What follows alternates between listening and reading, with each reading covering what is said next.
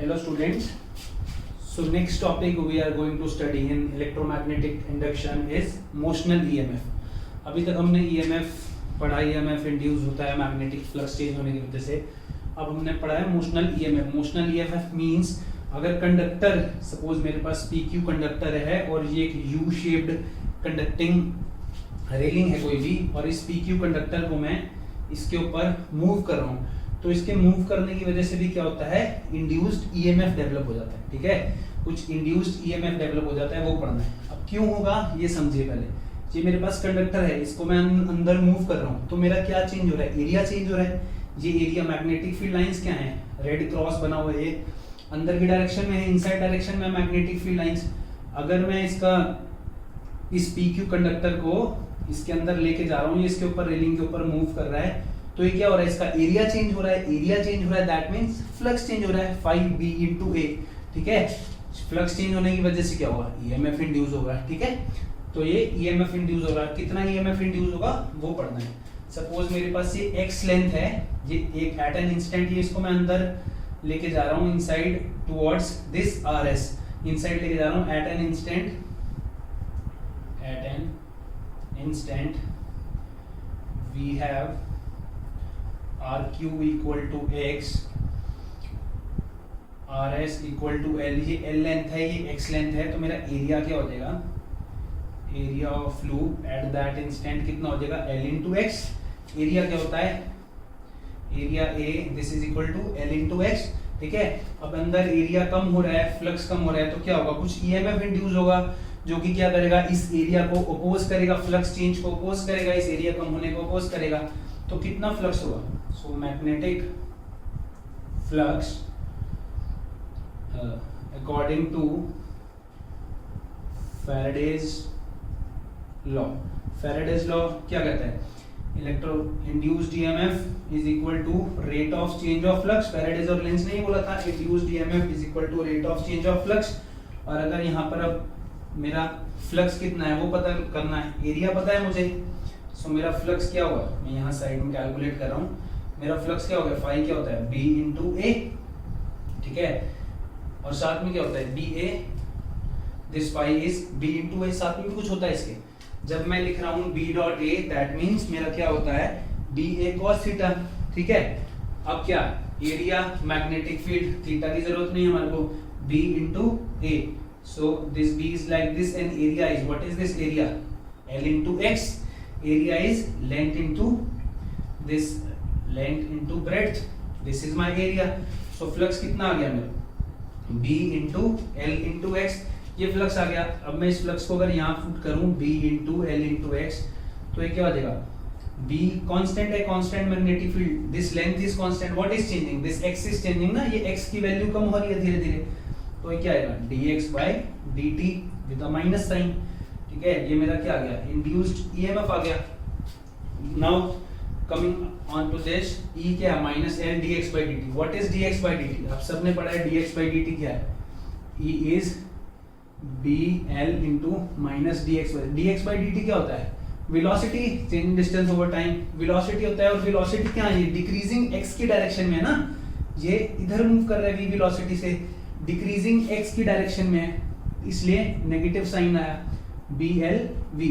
So my induced EMF is equal to, आप देखना different books में E लिखा होगा, यहाँ किसी बुक में इसको एप्सिलॉन लिखा होगा, किसी बुक में स्मॉल e लिखा होगा, डजंट मैटर. ठीक है, तो मेरा इंड्यूस्ड ईएमएफ वो कितना आ गया, BLV, where B is the magnetic field, L is the that length of conductor and V is the velocity.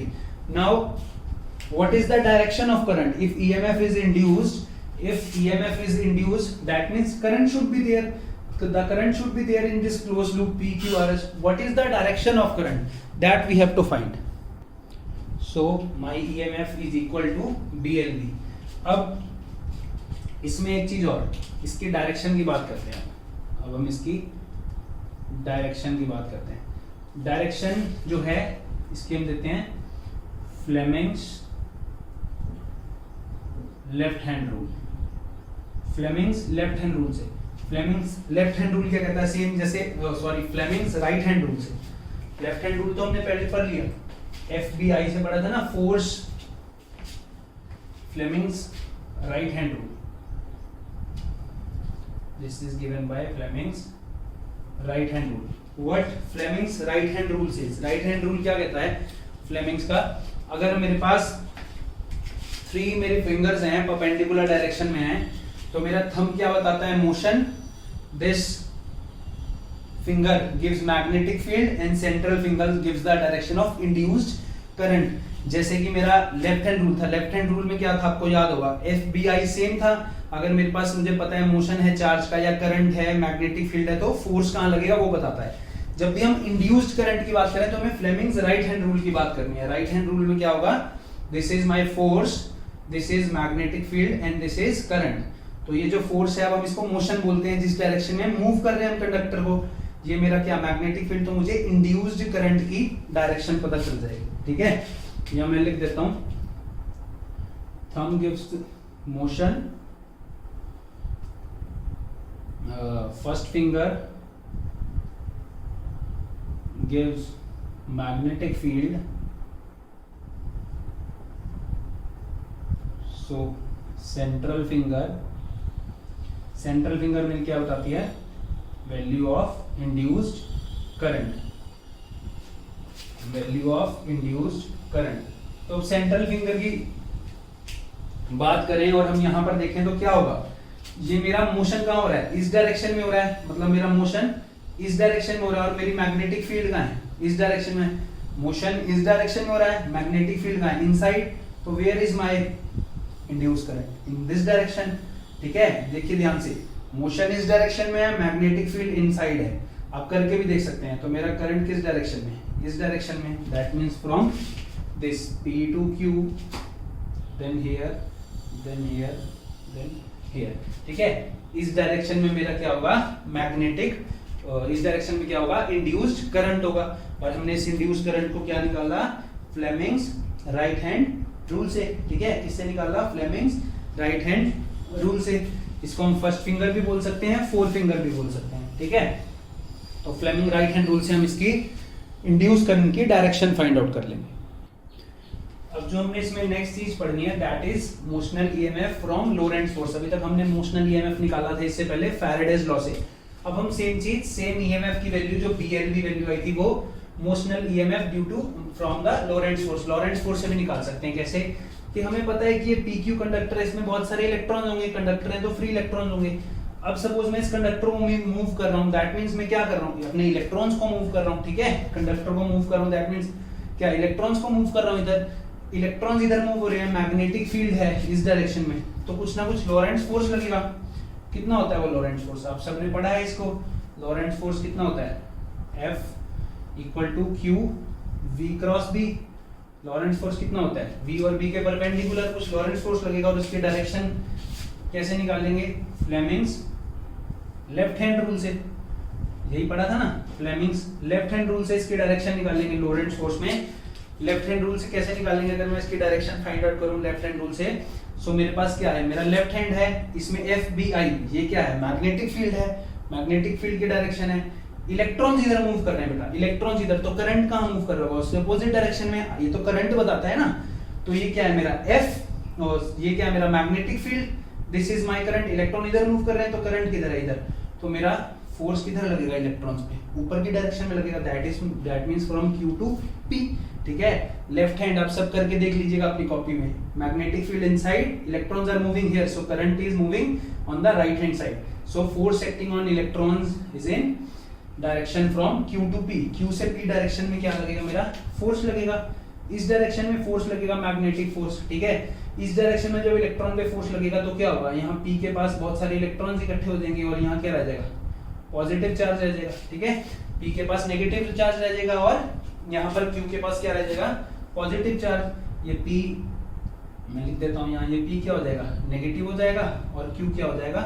Positive हो जाएगा. P नेगेटिव हो जाएगा, Q पॉजिटिव हो जाएगा, जिसकी वजह से क्या होगा? इलेक्ट्रिक फील्ड सेटअप हो जाएगा. जिसकी वजह से क्या हो जाएगा? इलेक्ट्रिक फील्ड सेटअप हो जाएगा. ठीक है, यहाँ from Q to P, electric field कहाँ से हुआ? From Q to P. इतना समझ आ रहा है आपको? इलेक्ट्रिक फील्ड सेटअप हो जाएगा Q से P की डायरेक्शन में, पॉजिटिव नेगेटिव में इलेक्ट्रिक फील्ड सेटअप हो जाएगा। अब इलेक्ट्रॉन्स है इसमें और इलेक्ट्रिक फील्ड आ गया, इलेक्ट्रॉन्स इलेक्ट्रिक फील्ड से ऑपोजिट डायरेक्शन में मूव करते हैं। मेरा इलेक्ट्रिक फील्ड इस डायरेक्शन में, तो इलेक्ट्रॉन्स कहाँ मूव करेंगे, इस डायरेक्शन में। तो जो इलेक्ट्रॉन ऊपर जा रहे थे अब वो नीचे उन पे इलेक्ट्रिक फोर्स लगेगा, ठीक है। Force due to electric field, ये तो मैग्नेटिक फोर्स है। Force due to electric field कितना होता है, due to electric field force is Q into E। सबको होता है, अगर मेरा Q चार्ज है, E है, तो फोर्स कितना होता है, Q into E। ये कब तक ऐसा चलेगा, जब तक ये फोर्स इस फोर्स के इक्वल नहीं हो जाता। मैग्नेटिक फोर्स लग रहा है ऊपर, इलेक्ट्रिक फोर्स इस पे लग रहा है, इलेक्ट्रॉन्स पे नीचे की डायरेक्शन में। जब ये दोनों फोर्स बैलेंस हो जाएंगे, when this FE equal to FB, तो क्या होगा, मोशन स्टॉप हो जाएगा। अब हम FE को FB के इक्वल रखें, अगर QE और QV cross B, V cross V को क्या लिख सकते हैं, QVB sin थीटा, और V मेरा इस डायरेक्शन में है, B इन साइड है, तो साइन कितना हो जाएगा 90। QE equal to QVB sin 90 degree, ठीक है। sin 90 हो जाएगा ना, V इस डायरेक्शन में है, B मेरा परपेंडिकुलर डायरेक्शन में है, inside the plane of paper. This Q cancels with this Q, तो मेरा यहाँ से इलेक्ट्रिक फील्ड कितना आ जाएगा, V into B sin 90 is 1। ये मेरी इलेक्ट्रिक फील्ड की डायरेक्शन आ गया। आपने वेलोसिटी सिलेक्टर, वेलोसिटी फिल्टर में भी पढ़ा होगा, V is E by V, ठीक है। अब इसके बाद तो क्या हो गया, यहाँ इलेक्ट्रॉन्स आ गए इधर, तो पोटेंशियल डेवलप हो जाएगा। तो potential difference between Q and P, Q और P के बीच में पोटेंशियल डिफरेंस क्या होता है, पोटेंशियल डिफरेंस को मैं लिख सकता हूँ E into L, पढ़ा हुआ है आपने, E is equal to minus dV by dr, पढ़ा हुआ है ना, E is equal to minus dV by dr। तो मेरा पोटेंशियल कितना आ गया, E into L, VB, E is my VB into L, तो मेरा पोटेंशियल डिफरेंस या EMF कितना होगा, BLV। एक ही चीज है ना, पोटेंशियल डिफरेंस या EMF कितना डेवलप होगा इसके बीच में, BLV। सेम चीज आ गई, जो चीज इंड्यूस्ड EMF जो उससे आया था वो हमने लॉरेंट्ज फोर्स से भी निकाल लिया। और जब हम इससे इंड्यूस्ड करंट की बात करें, इंड्यूस्ड करंट की बात करें, I क्या होता है, V by I equal to R, so I equal to V by R और E by R। सपोज इसमें R रेजिस्टेंस है, R रेजिस्टेंस इसमें फील हो रहा है इलेक्ट्रॉन्स को मूव करने में, तो कितना होगा, BLV by R। So my current is BLV by R, जो इंड्यूस्ड EMF आया that is BLV and my current is BLV by R। अब इसमें हम क्या है, इस पे हम फोर्स, ये जो इंड्यूस करंट आया इसमें सपोज R रेजिस्टेंस था इस मूवेबल आर्म में, तो हमारा इंड्यूस करंट निकल गया। इस पे हम फोर्स भी निकाल सकते हैं कंडक्टर पे, force on conductor PQ conductor पे कितना फोर्स लगेगा आपने पढ़ा हुआ है, दिस फोर्स इज क्या है, I, याद करिए I L क्रॉस B, यही पढ़ा था, force on current carrying conductor I L cross B। Current भी इसमें आप देख लीजिए, जब इलेक्ट्रॉन्स इधर जा रहे हैं, ऊपर जा रहे थे, तो करंट इस डायरेक्शन में जाएगा। F क्या है, I L cross B, I L B sin theta, और L cross B, L is this, B is inside, so angle is 90 degree. तो फोर्स कितना हो जाएगा, I L B sin 90 degree, which is I L B। ये हो गया force on conductor PQ। अब यहाँ से हम क्या कर सकते हैं, I की वैल्यू पुट कर सकते हैं, ये I की वैल्यू पुट करेंगे। I की वैल्यू क्या है, BLV by R into L into B, that is B square L square V divide by R। आपकी बुक्स में कभी यहाँ कैपिटल R भी लिया होगा रेजिस्टेंस को, जो रेजिस्टेंस मिल रहा है इसको कंडक्टर PQ में इलेक्ट्रॉन्स को, कोई प्रॉब्लम नहीं है। और फोर्स ऑन कंडक्टर PQ, जो करंट कैरिंग कंडक्टर पे कितना फोर्स लगेगा, that is B square L square by R, B square L square V by R। कितना फोर्स लगेगा, B square L square V by R। अब power कितनी deliver होगी, external, जो एक्सटर्नल इसमें फोर्स लगा है वो कितनी पावर डिलीवर करेगा, हम वो देख लेते हैं। जो पावर डिलीवर होगी एक्सटर्नल फोर्स में वो कितना पावर होगा, ठीक है। पावर डिलीवर्ड, पावर डिलीवर्ड कितना होगा, पावर क्या होता है, फोर्स इनटू वेलोसिटी। सिंपल, मेरा फोर्स कितना आया, B square L square V by R, साथ में वेलोसिटी, तो पावर कितना आ गया, B square L square V square by R। ये मेरा क्या आ गया, पावर डिलीवर्ड। क्या आ गया, पावर डिलीवर्ड। एक्सटर्नल फोर्स से कितना पावर डिलीवर होगा, ये तो हो गया power delivered by external force, power delivered by external force. एक और चीज है, हम ये तो पावर, अगर मैं इसमें पावर लॉस निकालूं, अगर मैं इसमें पावर लॉस निकालूं तो मेरा कितना पावर लॉस हुआ वो भी देख सकते हैं हम। पावर लॉस कैसे निकालते हैं हम, या पावर डिसिपेटेड निकालते हैं ना, पावर डिसिपेटेड या पावर लॉस कैसे निकालते हैं, आई स्क्वायर आर। पावर डिसिपेटेड क्या होती है, आई स्क्वायर आर। आई क्या है मेरा, B L V by R. अगर यहाँ मैं इसको स्मॉल आर से ही लिखूं, इसको बी एल वी, इसका स्क्वायर क्या होगा, B square L square V square by R square into R. ये मेरा क्या है, यहाँ का क्या, B square L square V square by एक आर से आर कैंसिल हो जाएगा आर। तो मेरा जो पावर डिलीवर्ड था वही पावर डेसिपेट हुआ। तो इसमें क्या हुआ, law of conservation of energy भी प्रूव हो गया। ठीक है, law of conservation of energy कैसे हो गया, जो मैकेनिकल पावर लगा रहा हूं मैं इसको मूव करने में, वो मैकेनिकल पावर पहले इलेक्ट्रिक पावर की फॉर्म में आ रही है और बाद में हीट में लॉस हो जा रही है। ठीक है, तो इससे क्या पता चला, कंजर्वेशन ऑफ एनर्जी भी वैलिड है। जितना पावर डिलीवर्ड है एक्सटर्नल सोर्स को, उतना पावर ही डिसिपेटेड हो रहा है। जितना भी पावर डिलीवर है, कितना पावर डिलीवर है, B square L square V square by R, और पावर डिसिपेटेड कितना है, B square L square V square by R. तो पावर जितना डिलीवर्ड है उतना क्या हो जाएगा, डिसिपेट हो जाएगा। तो इससे क्या है, law of conservation of energy. तो ये मोशनल ईएमएफ हमने फैराडेज लॉ से भी पढ़ लिया और लॉरेंट्ज फोर्स से भी पढ़ लिया। Now next topic we have to study is methods of generating EMF. EMF generate करने के, इंड्यूस्ड ईएमएफ जनरेट करने के हमारे पास कौन कौन से मेथड्स हैं वो पढ़ सकते हैं। मेथड्स ऑफ जनरेटिंग, यहाँ लिख लो induced EMF. Induced EMF generate करने के दो मेथड हम पढ़ चुके हैं। कौन से method, first is by changing magnetic field. Magnetic field अगर हम चेंज कर रहे हैं, मैग्नेटिक फील्ड चेंज करने की वजह से क्या हो रहा है, अभी हमने पढ़ा था कॉइल है, कॉइल में यहाँ पर बार मैग्नेट लेके आ रहा है, मैग्नेटिक फील्ड चेंज हो रही है, यहाँ नॉर्थ पोल आ रहा है, साउथ पोल आ रहा है। ठीक है, तो मैग्नेटिक फील्ड चेंज करने की वजह से फ्लक्स चेंज हुआ था। सेकेंड हमने पढ़ा bye changing area. Area change किया, अभी मैंने बोला यहाँ कंडक्टर है कोई पी क्यू, इसके बीच में यहाँ पर मैग्नेटिक फील्ड है, हम उसको अगर लेफ्ट हैंड साइड डायरेक्शन में लेके आ रहे हैं तो इसमें एरिया चेंज हो रहा है जिसकी वजह से मैग्नेटिक फ्लक्स चेंज हो रहा है। तो ये दोनों तो हमने पढ़ लिए। Third is by changing orientation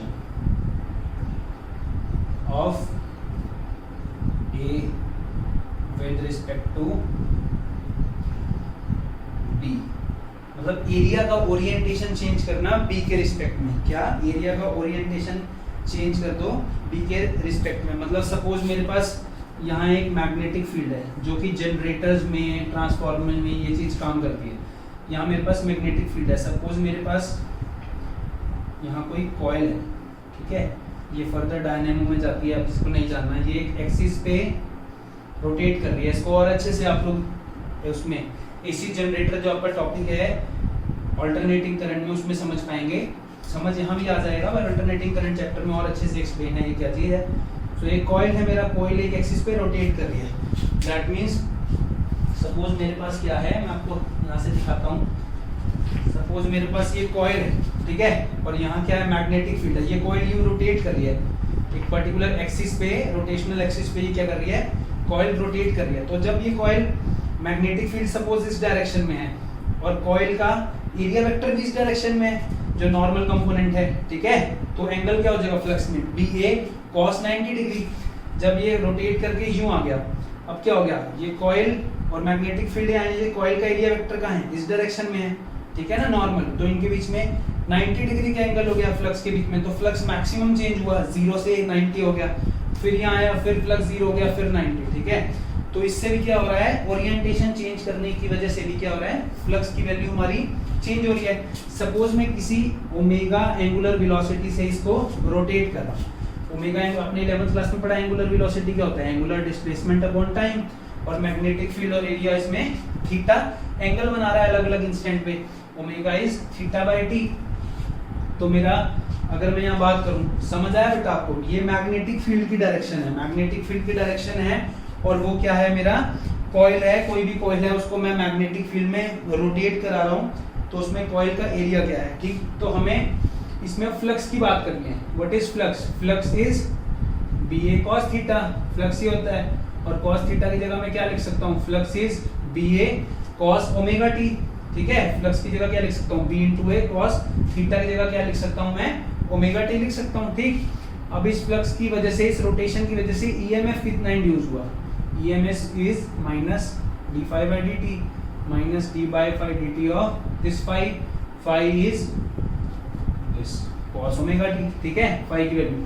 अब b is constant, area is constant, ये तो हमने यहाँ चेंज करके देख लिया, इसमें तो कोई प्रॉब्लम नहीं है। अब हमें क्या चेंज हो रहा है, हमारा थीटा चेंज हो रहा है, या हमने एंगुलर वेलोसिटी टाइम के साथ चेंज हो रही है, this D by d t of cos omega T. और cos ओमेगा टी का डिफरेंशिएशन 11th क्लास में फर्स्ट लेक्चर में मैंने आपको कराया था, cos ओमेगा टी का इंटीग्रेशन क्या होगा, minus sign omega T multiply by omega, chain rule लगेगा, ठीक है। Minus sign omega T multiply by omega, तो ये कितना बन गया, B A omega sine omega T, ये क्या आ गया मेरा, ईएमएफ आ गया, माइनस साइन ये क्या हो जाएगा, प्लस डी ए ओमेगा। अब ये तो कॉइल एक टर्न है, ऐसे ही जब अगर हम जनरेटर की बात करें तो बहुत सारी नंबर ऑफ टर्न्स होती हैं, कॉइल में बहुत सारी नंबर ऑफ टर्न्स आते हैं, तो जब n नंबर ऑफ टर्न्स हैं तो क्या हो जाएगा, ईएमएफ उतना ही मल्टीप्लाई हो जाएगा, हर कॉइल की वजह से इंड्यूस्ड ईएमएफ होगा, तो n कॉइल्स की वजह से, n टर्न्स की वजह से कितना हो जाएगा, E equal to n B A omega sine omega t. n turns आती हैं इस कॉइल में, बहुत सारी टर्न, इसको हम एन बी ए ओमेगा को ऐसे भी लिख सकते हैं, equal to E naught sine omega t, where this E naught peak value is equal to NBA omega that is constant, ठीक है।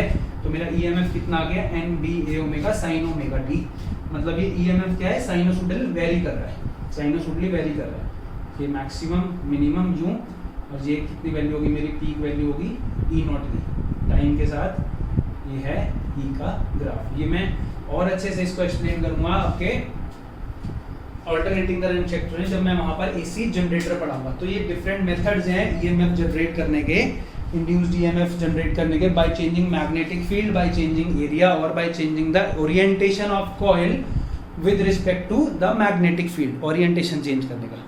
थैंक यू बेटा।